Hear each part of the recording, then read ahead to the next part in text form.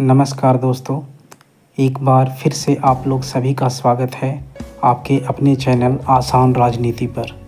आज का टॉपिक का शुरुआत हम एक सच्ची घटना से करेंगे। ये घटना 2001 का है। राजस्थान के एक छोटे से गांव देवडूंगरी, जहां एक औरत सरपंच बनती है। उस औरत का नाम फूलन देवी है, जिसने कभी स्कूल का मुंह नहीं देखा, जो ज़िंदगी भर चूल्हे और खेत के बीच रही। गांव के कुछ मर्दों ने उसकी हंसी उड़ाई।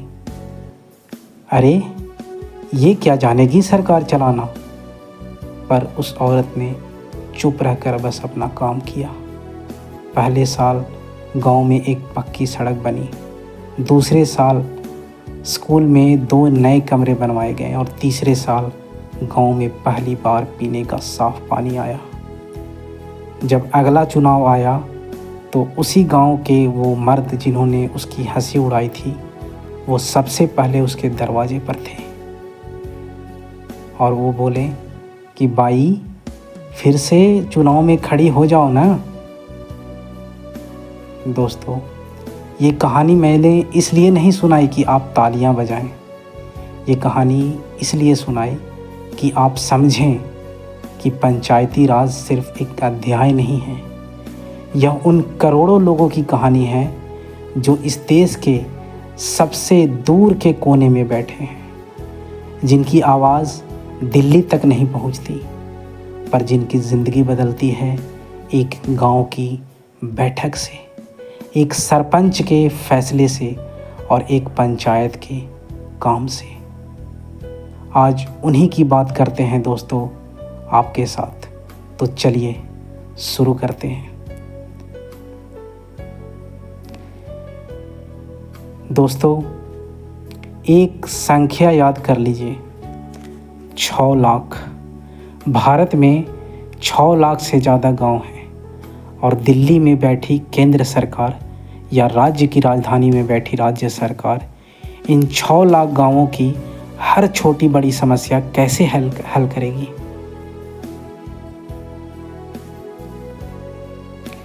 रामपुर की सड़क टूटी है, दिल्ली से आदेश आएगा, तब तक कितने महीने लगेंगे और कितने कागजात भरने होंगे और कितने अफसरों के दरवाजे खटखटाने होंगे। दोस्तों, इसीलिए हमारे संविधान निर्माताओं ने एक बड़ी सोच रखी।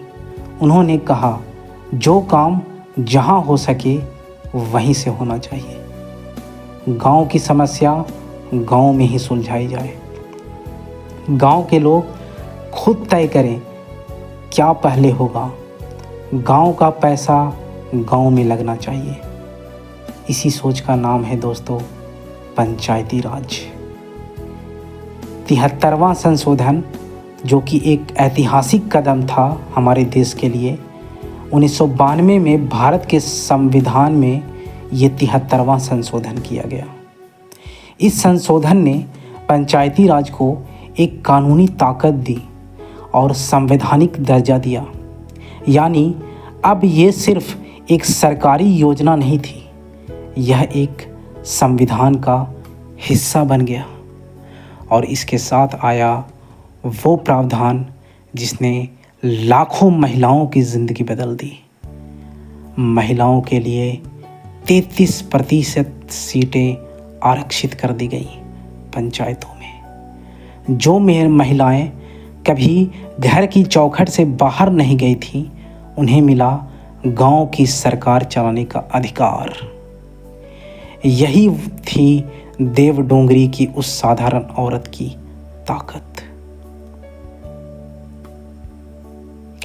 दोस्तों, पंचायती राज एक सीढ़ी की तरह है। 3 सीढ़ियां, 3 स्तर। सबसे पहली सीढ़ी ग्राम पंचायत, सबसे नीचे लेकिन सबसे ज़्यादा ज़रूरी। ग्राम पंचायत एक गांव या कुछ छोटे गांवों के समूह के लिए बनाए जाते हैं। इसमें होते हैं सरपंच यानी मुखिया, जो सीधे वोट से चुना जाता है, और पंच यानी सदस्य जो वोट से चुने जाते हैं। दोस्तों, इनका काम क्या होता है?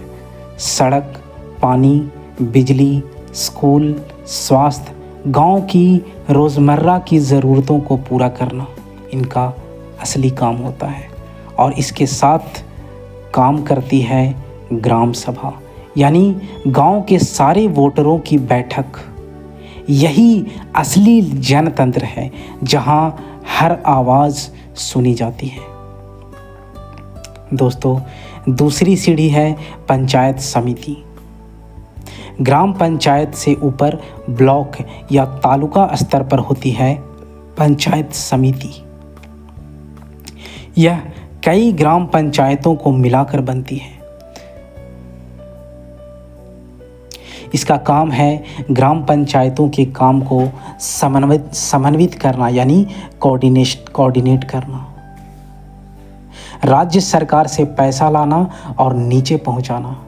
बड़े प्रोजेक्ट जो एक गांव से बड़े हों, जैसे ब्लॉक की मुख्य सड़क, बड़ा अस्पताल, उनकी देख रेख करना इसी पंचायत समिति का काम होता है।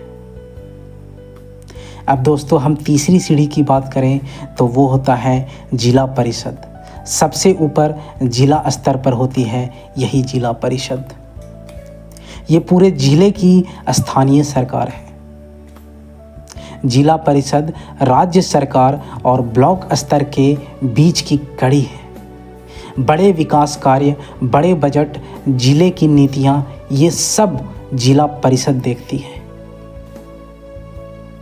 दोस्तों, ये तीनों स्तर मिलाकर बनाते हैं एक ऐसी व्यवस्था जो दिल्ली से शुरू नहीं होती, जो शुरू होती है आपके गांव से, आपकी गली से और आपकी समस्या से।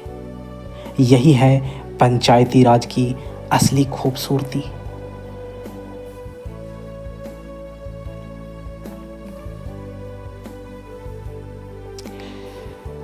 ग्राम सभा, जहां असली लोकतंत्र जीता है।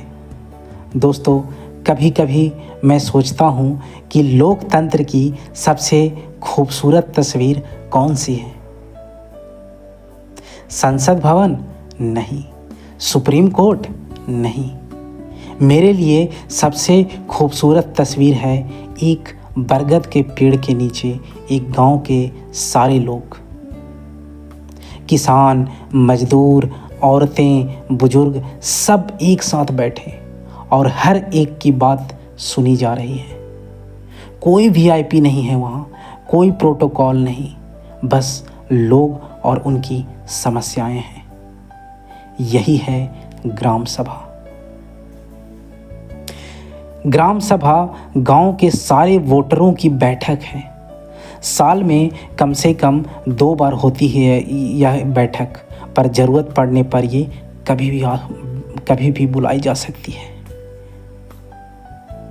यहाँ तय होता है कि इस साल गांव में कौन सा काम होगा, पिछले साल का पैसा कहाँ गया और कौन कौन बीपीएल यानी गरीबी रेखा से नीचे हैं, उनकी क्या सूची जो बनाई गई है वो सही है। सरकारी योजनाओं का फ़ायदा सही लोगों तक क्या पहुंचा, और सबसे ज़रूरी सोशल ऑडिट, यानी गांव के लोग खुद जांचते हैं कि पैसा सही जगह लगा है या नहीं। इसी को बोलते हैं सोशल ऑडिट। जब एक ग्राम सभा ने भ्रष्टाचार को रोका तो उसका एक उदाहरण देखते हैं दोस्तों, झारखंड के एक गांव से। सरकारी कागजात में लिखा था कि गांव में एक सड़क बनी है, लागत उसका 15 लाख रुपए, पर गांव में कोई सड़क थी ही नहीं। ग्राम सभा की बैठक हुई, लोगों ने कागजात मांगे, सवाल पूछे, नतीजा क्या हुआ? एक ठेकेदार और 2 सरकारी अफसर बर्खास्त कर दिए गए, 15 लाख रुपए वापस लाए गए और सड़क फिर से बनी। दोस्तों, यह किसी नेता ने नहीं किया, किसी अफसर ने नहीं किया, यह किया गांव के उन साधारण लोगों ने जो ग्राम सभा में बैठे थे। दोस्तों, कहते हैं कि जब नागरिक जागते हैं तो भ्रष्टाचार सोता है। दोस्तों, अब एक सवाल है आपसे। अगर मैं आपसे पूछूं कि आपके गांव या मोहल्ले में पिछले 1 साल में क्या कुछ बदला है? नई सड़कें, नया नल, नया स्ट्रीट लाइट, स्कूल में नया कमरा, कुछ भी ऐसा हुआ है? जो भी बदला हो उसके पीछे है पंचायती राज।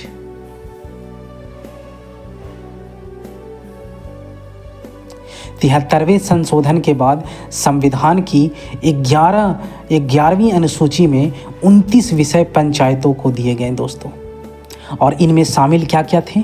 कृषि और भूमि सुधार, छोटे उद्योग, पीने का पानी, सड़क, पुल, घाट, शिक्षा में प्राथमिक और माध्यमिक शिक्षा, स्वास्थ्य और परिवार कल्याण, महिला और बाल विकास, गरीबी उन्मूलन, सार्वजनिक वितरण प्रणाली यानी राशन की व्यवस्था।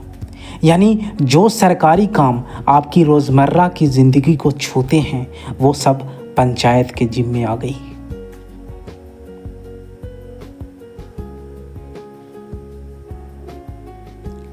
दोस्तों, अगर मैं आपसे पूछूं कि पंचायत के पास पैसा कहाँ से आता है, तो मैं बताना चाहूँगा कि ये पैसा 3 जगहों से आता है। पहला, केंद्र सरकार से। 15वें वित्त आयोग के तहत सीधे ग्राम पंचायतों को फंड दिया जाता है।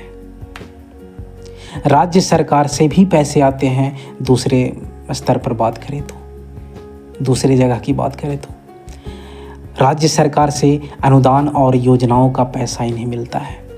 और तीसरे जगह से बात करें तो खुद की कमाई से पैसा आता है, स्थानीय कर लेकर के, जैसे प्रॉपर्टी टैक्स, बाजार टैक्स इत्यादि। और बड़ी योजनाओं से, जैसे मनरेगा, यानी जिसमें गांव के मजदूरों को 100 दिन का काम मिलता है।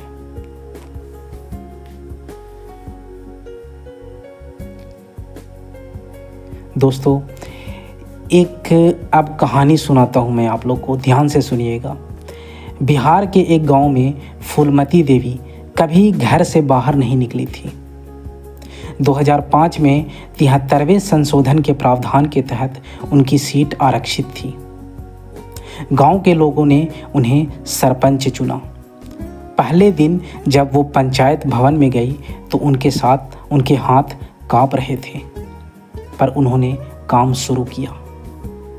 5 साल में गांव में एक आंगनबाड़ी केंद्र खुला। 5 लड़कियां जो स्कूल छोड़ चुकी थीं वापस पढ़ने लगी। गांव में महिलाओं के लिए एक स्वयं सहायता समूह बना, जिससे 20 परिवारों की कमाई बढ़ गई। जब कोई पूछता है महिला सरपंच क्या करेगी तो फूलमती देवी की कहानी याद आती है। अगर हम आंकड़ों की बात करें दोस्तों, तो आज भारत में 14 लाख से ज़्यादा महिलाएं पंचायती राज संस्थाओं में निर्वाचित हैं। यह दुनिया में किसी भी देश से सबसे ज़्यादा है। जहां महिलाएं सरपंच हैं, वहां के अध्ययन बताते हैं कि स्कूलों में लड़कियों की उपस्थिति ज़्यादा है, पेयजल की योजनाओं पर ध्यान ज़्यादा दिया गया, बाल विवाह कम हुआ, वहाँ महिलाओं के खिलाफ अपराध कम हुए। यानी जब महिला सत्ता में होती है तो समाज बदलता है। दोस्तों, क्या आपके गांव या शहर में कोई महिला नेता है? उनके काम को ध्यान से देखिए। दोस्तों, अब एक ऐसी कहानी हम आपको बताएंगे जिसमें पंचायती राज का पूरा चक्र दिखेगा आपको। मनपुर गांव, मध्य प्रदेश का एक गांव।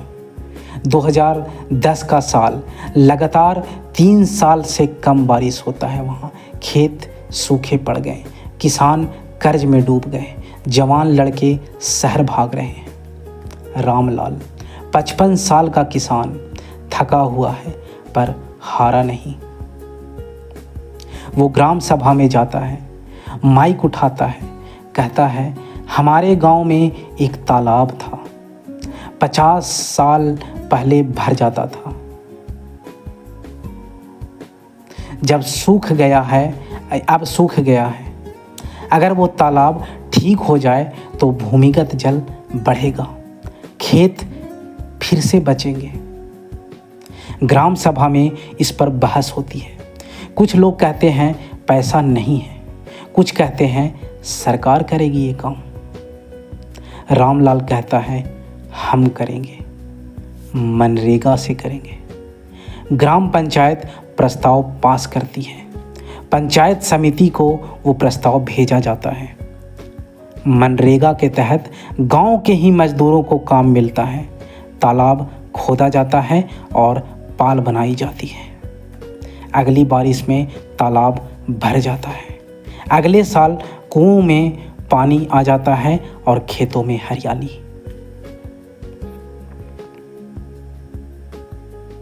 रामलाल के बेटे ने जो शहर जाने की सोच रहा था, वापस खेत फिर से संभाल लेता है।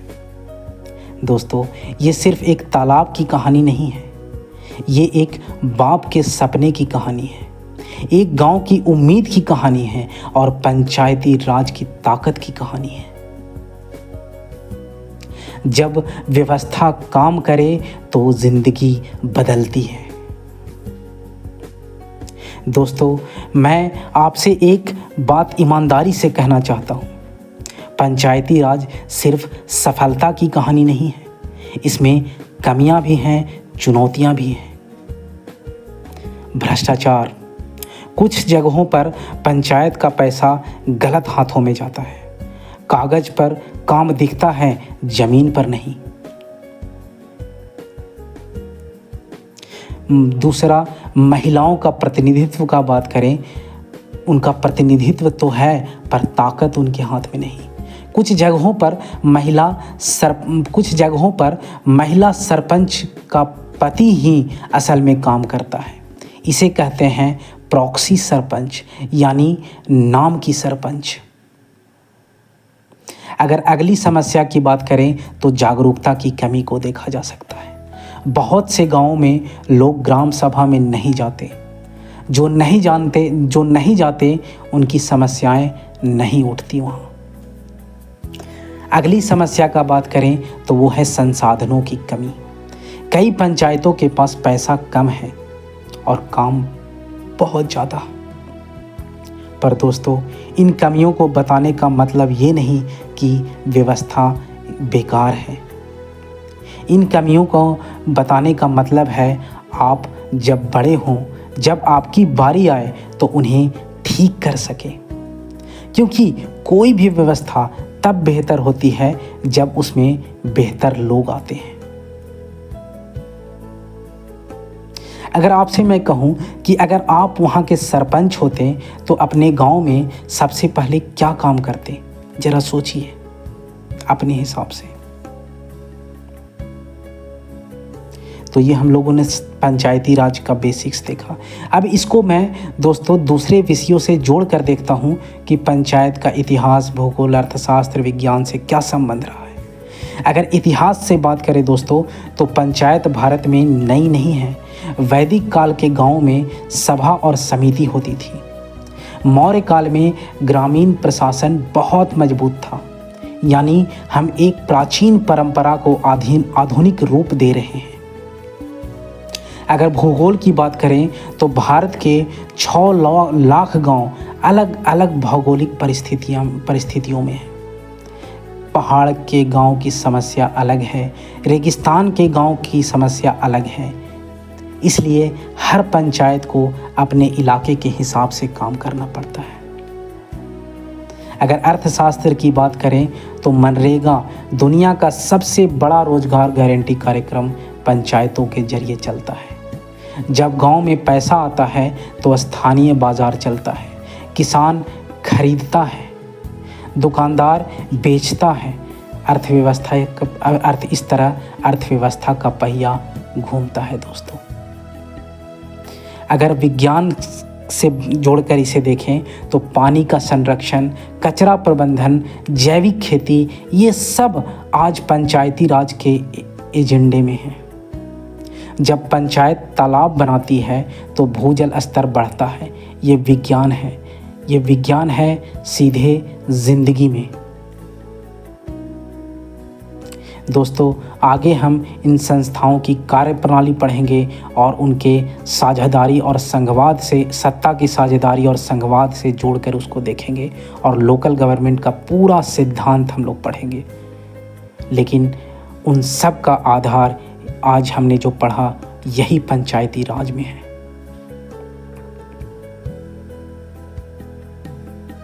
तो दोस्तों, आज की क्लास खत्म करने से पहले एक सवाल है आपसे। आपके गांव में या आपके मोहल्ले में कोई एक समस्या है जो सालों से है? आप देखिए उसे, जैसे टूटी सड़क, बंद नल, बिना रोशनी की गली, बंद पड़ा स्कूल। अब सोचिए दोस्तों, उस समस्या को सुलझाने के लिए क्या आपने कभी ग्राम सभा में आवाज़ उठाई? क्या किसी ने उसकी शिकायत की? क्या किसी ने RTI लगाया? अगर नहीं तो क्यों नहीं? क्योंकि हम सोचते हैं हम क्या कर सकते हैं। पर दोस्तों, रामलाल ने भी यही सोचा होगा, देवडोंगरी की उस औरत ने भी यही सोचा होगा, पर उन्होंने उठकर कुछ किया और ज़िंदगी पूरी तरह बदल गई। लोकतंत्र उनका इंतज़ार नहीं करता जो परफेक्ट हो। लोकतंत्र उनका इंतज़ार करता है जो उठें, जो बोलें और जो लड़ें। दोस्तों, तो क्या आप तैयार हैं? अब हम अगली क्लास में अगले टॉपिक के साथ आपसे फिर मिलेंगे। तब तक के लिए जागते रहिए, सवाल पूछते रहिए और कमेंट बॉक्स में अपना राय ज़रूर दीजिए। जय हिंद दोस्तों।